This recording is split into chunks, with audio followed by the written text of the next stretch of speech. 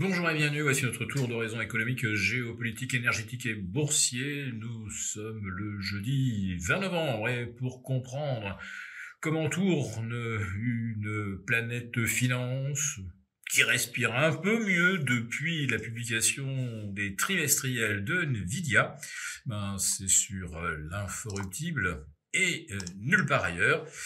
Et l'épisode du jour, je vais l'intituler après le sacrifice de notre pognon, celui de nos enfants.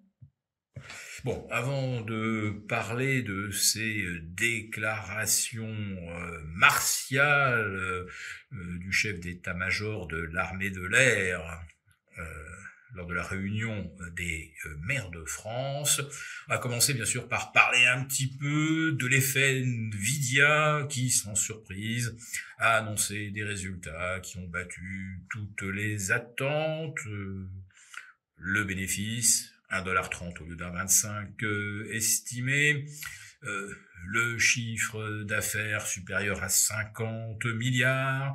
Le quatrième trimestre est annoncé à 65 milliards, mieux que les 61,5 attendus. La marge ressort 0,4% au-dessus des attentes. Tout a l'air d'aller pour le mieux dans le meilleur des mondes. Le problème, c'est que lorsque l'on se penche sur les acheteurs, on s'aperçoit qu'on a souvent le même sous des noms différents en fait, puisque quand Nvidia a investi dans OpenAI, qui investit dans Microsoft, qui réciproquement a investi dans OpenAI, et que Oracle se mêle de tout cela pour fournir des data centers clés en main, le tout avec un surendettement colossal, puisqu'on est à plus de 500% d'endettement pour Oracle, et il continue de lever de l'argent. En fait, si on devait vraiment dédupliquer toutes les commandes, on ne serait peut-être pas sur les niveaux stratosphériques que revendique Jensen Huang, le patron de Nvidia, qui dit que les ventes et les commandes de GPU Blackwell sont au-delà de la stratosphère, au-delà de toutes les espérances, c'est déjà sold out. Bon, le problème, c'est que la version précédente, le H20, est déjà complètement obsolète en fait. Si on ne commande plus que des GPU Blackwell, ça veut dire que les autres, ils sont là maintenant simplement en backup, et ils ont coûté de l'argent, mais pour l'instant n'ont rien rapporté. Sur 500 valeurs du S&P, il y en a maintenant pratiquement 350 ou 400 qui sont clientes quelque part de services d'intelligence artificielle, et seules 40 valeurs aujourd'hui reconnaissent gagner un petit peu d'argent. Mais en réalité, c'est que 90% des gens qui ont investi dans l'IA perdent de l'argent. Alors heureusement, il y a celui qui fournit les pelles et les pioches. La métaphore est bien connue, c'est Nvidia qui pour l'instant tire les marrons du feu. Mais pour plusieurs raisons que j'ai déjà exposées, on est certainement très au-delà des anticipations les plus pas farfelues, mais probablement les plus déconnectées du réel. D'abord parce que le chiffre d'affaires et les centaines de milliards de commandes, il va falloir qu'elles soient payées. Et pour payer, beaucoup d'entreprises ont besoin quand même de gagner de l'argent. Alors la question se pose pas, évidemment, pour les GAFAM, pour Microsoft, pour Amazon, pour Alphabet. Non, cela, ça va bien. Mais pour d'autres, l'endettement devient un problème. Et c'est le cas également, je l'ai déjà cité, d'Oracle.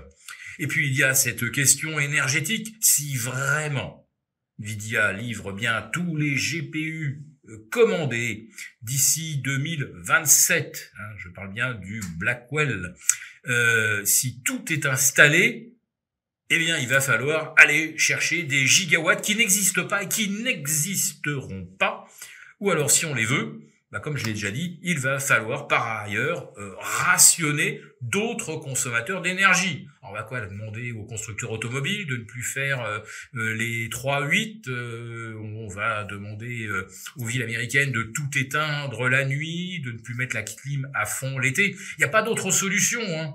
On peut toujours remettre en marche quelques centrales au charbon, mais ça va jamais faire, jamais faire le joint. Et Jensen Huang, lui, continue d'affirmer que ça sera vraiment pas un problème, que au fur et à mesure, on va bien créer les capacités de production d'électricité. Oui, peut-être en construisant à la va-vite des centrales au charbon. Oui, mais le réseau pour acheminer l'électricité, il n'existe pas. Donc là aussi, ce sont des centaines de milliards qui vont devoir être investis et qui vont se rajouter à la facture électrique. Voilà, donc l'intelligence artificielle, ça va coûter très cher en matériel et en énergie. Alors, je vous ai dit dans le titre que là, on a des problèmes maintenant de quantité de pognon disponible. Pourquoi? Parce que les taux continuent de flamber au Japon. Aujourd'hui, on est à 3,80 sur le 40 ans, record absolu. On est maintenant à plus de 3,36 sur le 30 ans, autre record absolu. Et le 10 ans, il a continué lui aussi à se tendre. On est maintenant pas loin de 1,80. Donc la corne d'abondance du carry trade, je le répète, est en train de se tarir. Et puis alors évidemment, pour mettre tout le monde dans une bonne ambiance, pour relancer la natalité en France, eh bien Macron fait dire par un de ses chefs d'état-major que la France, pour être crédible, doit se dire prête à sacrifier ses enfants.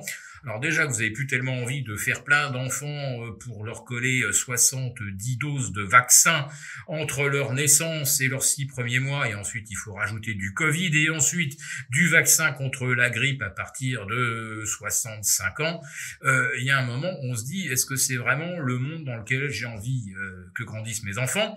Et en plus de ça, si j'en fais, qu'est-ce qu'on va venir me chercher dans ma poche pour permettre à un État pécunieux qui en plus de ça veut faire la guerre, on a vraiment besoin de ça, jusqu'où on va venir me piquer mes économies. Donc si c'est pour envoyer nos enfants au front et nous piquer tout notre pognon, on n'est pas prêt de résoudre notre problème de démographie. Pour vous remercier de votre fidélité, vous pouvez télécharger gratuitement notre rapport spécial qui contient nos solutions pour préserver votre épargne face à la faillite économique de la France, laquelle met en danger votre épargne. Il vous suffit de cliquer sur le lien en description pour l'obtenir gratuitement. Merci et à bientôt. Merci beaucoup d'avoir regardé cette vidéo. N'hésitez pas à réagir dans les commentaires ou à liker et partager cette vidéo si le contenu vous a plu. Et pour ne rater aucune de nos prochaines émissions, vous pouvez vous abonner à notre chaîne et activer les notifications. Et pour plus de contenu, n'oubliez pas que le dernier rapport rédigé par nos experts est accessible en cliquant sur le lien de description. On se retrouve tout de suite dans les commentaires et je vous dis à très bientôt pour une prochaine vidéo.